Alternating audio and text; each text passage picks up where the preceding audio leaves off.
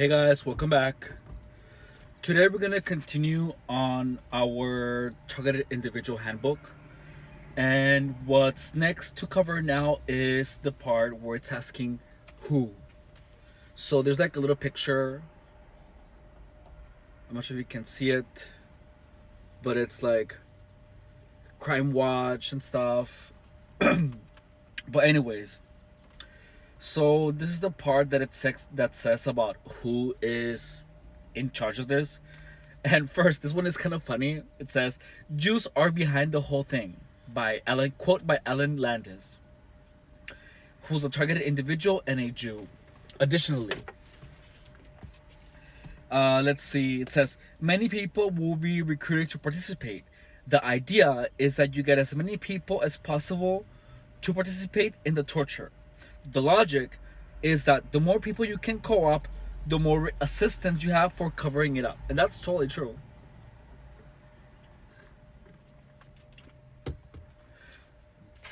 So, I'm not sure if you have seen the YouTube channel, The Most Popular Girls in High School. It's like this stop and go animation series that it's like really vulgar. So, it says, so there's a part when they're like in third grade. This is going to be relevant in a second. When they're in third grade, and then they're trying to recruit Brittany Matthews, who's like super violent, like total psychopath. She got like just expelled from her school. But then they're telling Brittany Matthews that if she has friends, if she has them as friends, Mackenzie Sales and Rachel Tice and what's the name of the other one? Rachel Tice, Mackenzie Sales, and Shay Van Buren, that they can get what's her face, Brittany Matthews out of every trouble or out of any type of trouble. So then, they set her up to like get in a fight to fight someone, but then one girl provides a cover story, the other one becomes the witness, even though they weren't. They were witnesses, but they were the ones that set up the entire altercation. But each of them is taking a part in covering the story. Like one is saying, "Oh yeah, I saw the whole thing," and then the other one is saying, "Oh yeah, she did it to defend me," and then the other one, and then the other one was just like the mastermind. So this is what happens with gang stalking: is that people will take, if there's a lot of people that are saying, "Oh yeah, I saw the whole thing, that never happened," or that person's crazy, then regardless of how much you fight it, you are gonna appear crazy. Like someone's gonna say, "Oh yeah, he's crazy. He's a drug user. Oh yeah, I saw him doing this. Oh yeah, he does that. He does that," and everyone is gonna have something negative to say about you. So whenever you start fighting it, you're just gonna appear like crazy because everyone around you has the cover story, you know. So next, it says, why do they participate? So this is it. This is what it says. Why do they participate? And who are they exactly? So the participants are colloquially called perps, short for perpetrators. I had no idea that a perp was a perpetrator. I always wondered what the hell a perp was, and I always thought it had to do like it was like almost like a form of endearment. You know how like Peeps, like the marshmallow candy. I thought it was something like along those lines, but I guess it's something more serious. Means perpetrator. I had no idea. So now, short for perpetrators, as they are complicit in the perpetration of terrorism against others, which they often rationalize as safety and security, upholding what they have been conditioned by the media to view as a noble cause. Their ulterior motive that they may conceal even from themselves is power, material rewards, social prestige, and a feeling of belonging. Monetary stipends, drugs, reduced jail sentences, employment or promotion opportunities in their organization or groups such as churches or antifa. But I believe the tests that are giving to our recruited perps is not to show that they are special in the normal means, but special because they meet specific psychopathological profiles, which makes them excellent candidates.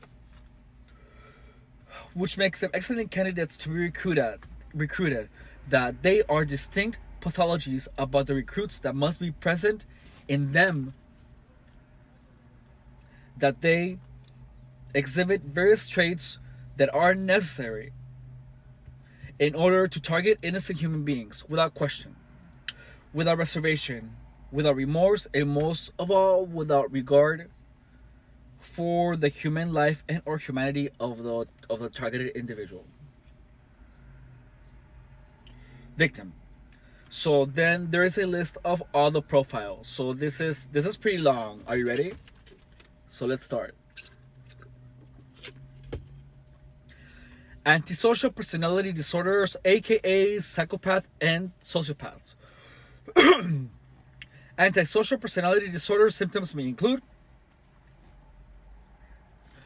disregard for right and wrong, persisting lying or deceit, using charm or wit to manipulate others, reoccurring difficulties with the law, repeating violating the rights of others, child abuse or neglect, intimidation of others, aggressive or violent behavior, lack of remorse about harming others, impulsive behavior, agitation, poor or abusive relationships, irresponsible work behavior, narcissistic personalities.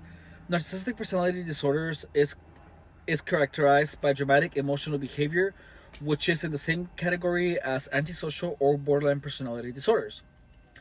Narcissistic personality disorder symptoms may include believing that they are better than others, fantasizing about power, success, and attractiveness, exaggerating your achievements or talents, expecting constant praise and admiration, believing that you are special and acting accordingly, failing to recognize other people's emotions and feelings, expecting others to go along with your ideas and plans, taking advantage of others, expressing disdain for those you feel are inferior. I highlighted that because that's really important. Being jealous of others, believing that others are jealous of you, trouble keeping healthy relationships, setting unrealistic goals. So setting unrealistic goals, I don't think is a narcissistic trait. I mean, there's like a popular saying that says, you know, shoot for the moon, shoot for the stars, and you can possibly reach the moon, you know, or something along those lines. So I really don't believe that shooting for something magnanimous and grandiose, it makes you narcissistic. It just means that you kind of have a vision, which, I mean, it just, if you have a mission, a vision, and you believe that you have what it takes to make it true, I don't think that is a trait of someone narcissistic. I believe that is a trait of someone who has goals, who has a vision, who has potential that they feel that they have, but they just haven't been able to explore yet. I don't believe that that's really a trait of being a narcissist. Being easily hurt and rejected. And no, I mean, being easily rejected, that just means that you can be easily dismissed, or maybe being easily hurt about rejection. I mean, but this is pretty much, this is when, so the feeling hurt about being rejected from someone who is normal and from someone who is a narcissistic sociopath is very different. If you reject someone who is normal, they're gonna do two things depending on how controlled they are about themselves. One, if they can be either like okay, all right, thank you, and then maybe they just feel that knot in their throat, that negative sensation, and then they leave. They probably feel bad for a little bit, but they get over it. That's normal. Then there's the other one where they just feel sad, get depressed. That's fine. They're gonna get over it. But the narcissistic or sociopath's rejection, their take of rejection, is that they're gonna hate you, and then they villainize you and they antagonize you in every single way, shape, and form. Like if they see you eating chicken, they're gonna be like, "Why are you eating chicken, bitch?" Like they're like mad, you know, about anything that you do. So that's that. There's a huge difference from a rejecting a narcissistic individual and rejecting someone who's normal. Now, having a fragile self-esteem, you don't have to be a narcissist to have a fragile self-esteem. Most people's self-esteem is very fragile. I mean, fragile is so by being by having a fragile. I think this person needs to like elaborate a little bit more on what it is to be like a sociopath or whatever, or have a narcissistic trait. So, whenever you're talking about having a fragile self-esteem, that just means like this is how I notice the self-esteem of narcissistic people is that, let's say that you have really white teeth, right?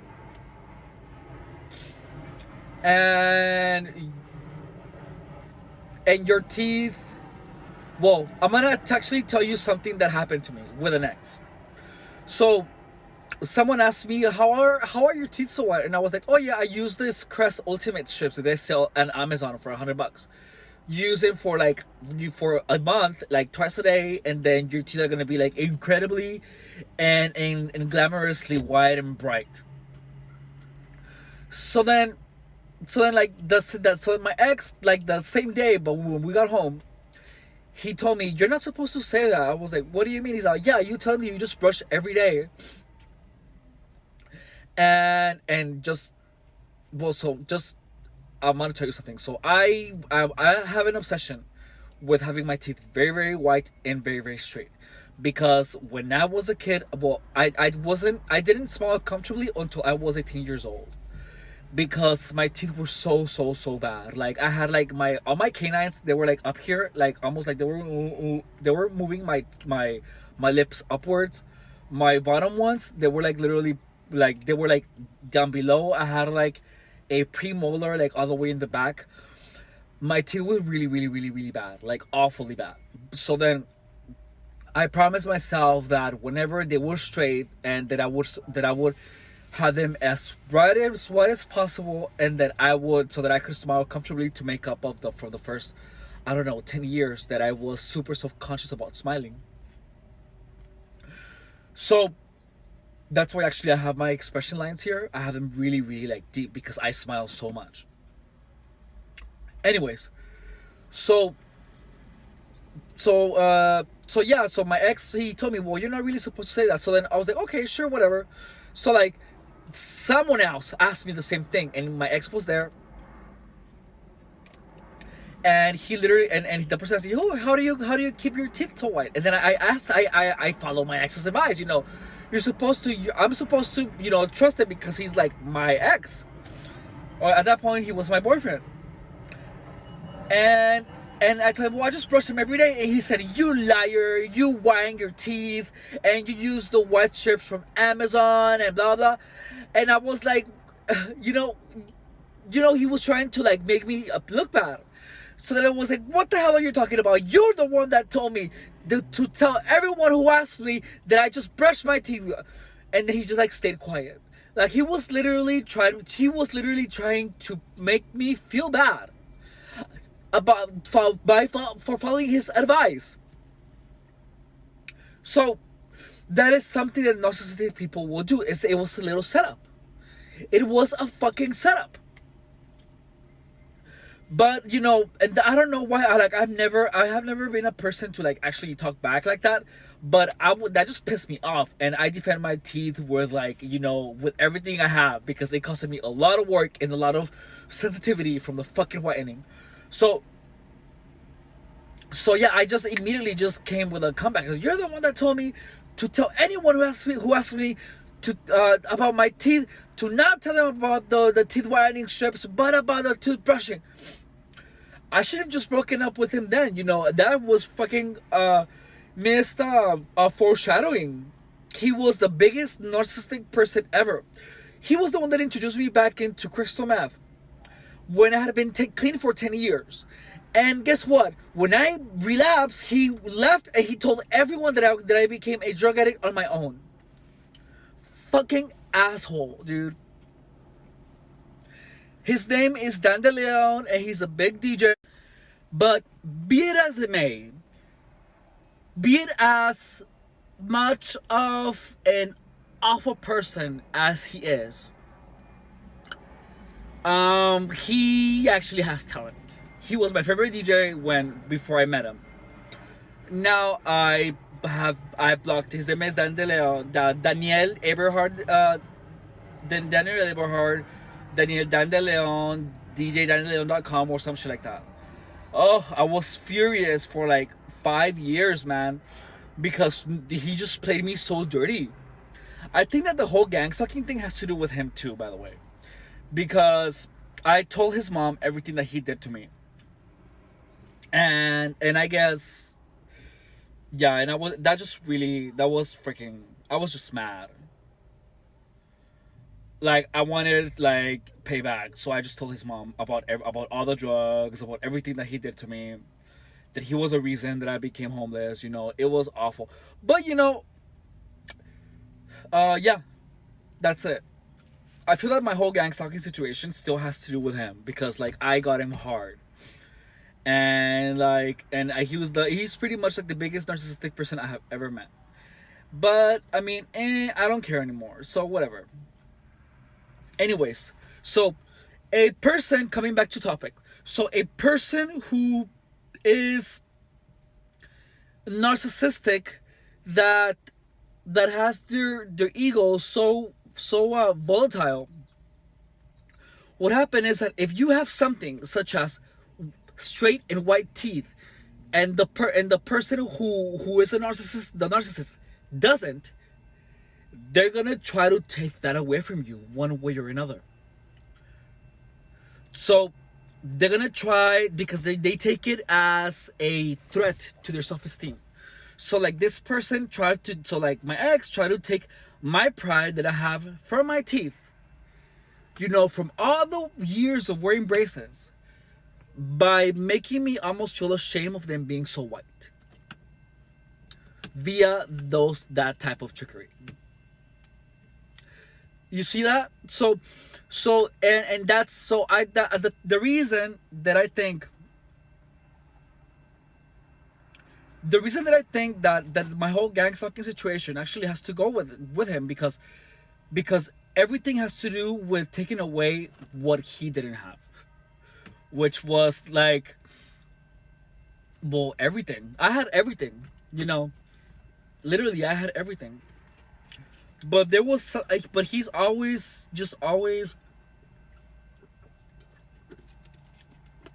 been a hateful person, and I didn't see it. I was just so blindsided by how in love I was. As much as it hurts me, as it fucking pains me to admit it.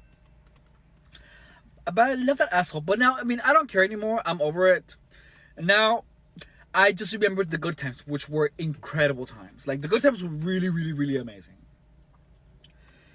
Anyways, so disdain for those who feel inferior, being jealous of others, all fragile self-esteem, and lastly, appearing as tough-minded or unemotional.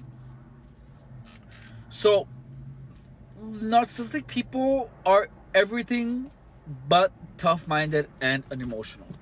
They are incredibly angry people, and their most powerful.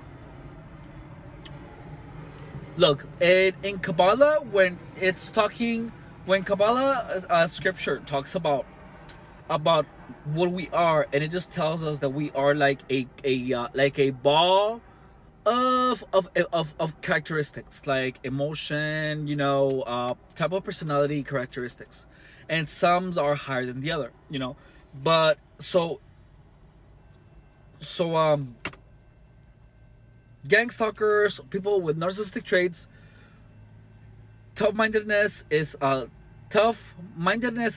super low. They're not toughly minded. They're in fact super vulnerable to any type of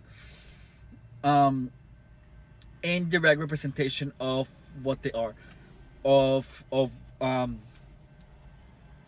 any type of aggression, intentional or unintentional. And they're not unemotional. They're incredibly emotional.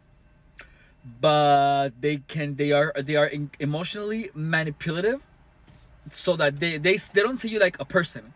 They see you like a dog, that can be like trained to do things. Literally, quite literally. Oh, I don't even want to think about this. I'm gonna tell you more about that story later, because there is a delusion that I had about my ex that was fucking cool. But anyways, we'll talk about that later. So this is what's next. There is an endless stream of who the perps are.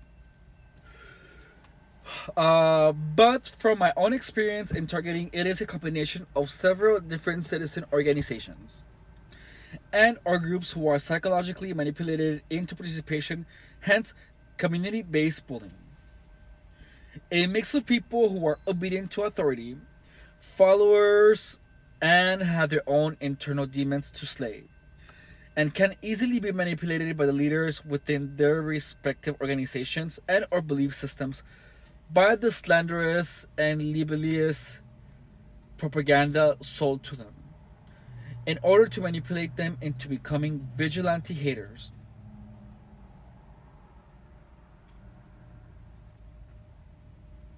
who act upon that hate via organized stalking and electronic harassment. So there is no such thing as electronic harassment. Electronic harassment is a product of organized stalking, just so you know. It's a byproduct of it. It's the goal. So the recruits come from all walks and beliefs, to include no beliefs at all. What all recruits share in common is their blind obedience to authority and their willingness to buy into propaganda, smear campaigns, slander, and libel of other human beings, but most of all are easily psychologically manipulated by those who lead them. So, I want to tell you something about character assassination and the slandering campaign. Listen, the slandering campaign is a lot less powerful than what we typically believe. So first, just know that people are going to treat you how they see you. And this is the thing, is that there's people who are going to judge you immediately when they are told something about you. But in the short term, if you do something to vocally or obtusely contradict the slandering campaign, it's gonna make it obvious that you're fighting the rumors. The only thing that you do, so like, you have to not allow the slandering campaign to affect you. You have to literally not care, because people are never gonna tell you what is being slandered about you to you. So you truly never ever know if they have been told this about you or not. Even if they treat you differently, maybe they heard something, even if they heard, they're never gonna, most people are not gonna, oh man, my mind is contradicting what I'm saying right now. Well, people who matter in your life are not really gonna believe anything that other people are talking about you unless they see you do it. So the people who are easily made to believe what others are saying about you and immediately act upon it is because they are part of the problem. They are probably gang stalkers, because gang stalkers, that's how they operate. So the moment that something is being said about you, the only thing that you have to do is simply ignore it, not care, and keep on with your life. Because if you keep focusing on what other people are saying about you, your life is gonna be awful. Seriously. So if they say things about work, they cannot, like, where it matters, there's laws protecting you. For example, if it matters at work, guess what? There has to be evidence, or they have to be Scientologists, you know. But otherwise, whatever the rumor is that is being said about you, it doesn't really matter. You just go there, do your job. People who believe you, who believe that, are not really your friends. They're only acquaintances. And the people who actually have a mind of their own are going to look at everything and question whatever this person is saying about you. So, oh man, so we're already going on to the topic of narcissism. We're gonna cover that another time. Anyways, so going back to the perps, there is an endless stream of the perps. No, there is an endless stream of who the perps are. But from my own experience in targeting, it is a combination of several citizen organizational groups that are psychologically manipulated into participation, hence community-based bullying. A mix of people who are obedient to authority, followers. They already went to this. Okay, the recruits come from all walks of and beliefs, to include no beliefs at all. What all recruits share in common is their blind obedience to authority and their willingness to buy into propaganda, smear campaigns, slander, and libel of another human being. But most of all are easily psychologically manipulated by those who lead them. Most people are psychologically manipulated, are easily psychologically manipulated. That's the truth. Unless they have experience manipulating people, they will not be easily manipulated. Or unless they have been manipulated a lot and they just grew, some calluses or experience with manipulation, such as moi. They will use whatever weapons organized terrorist leaders hand over and fire them whenever they get a chance. No.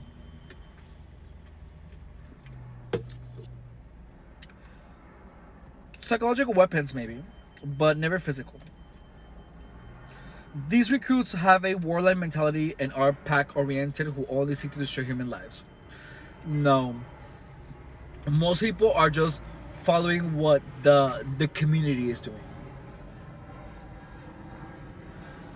So, on the next video, we're gonna cover about the three types of perps and a short description of them. All right. After that, we're gonna go. We're gonna have another video about the solutions for targeted individuals. All right. Thank you for watching. Bye.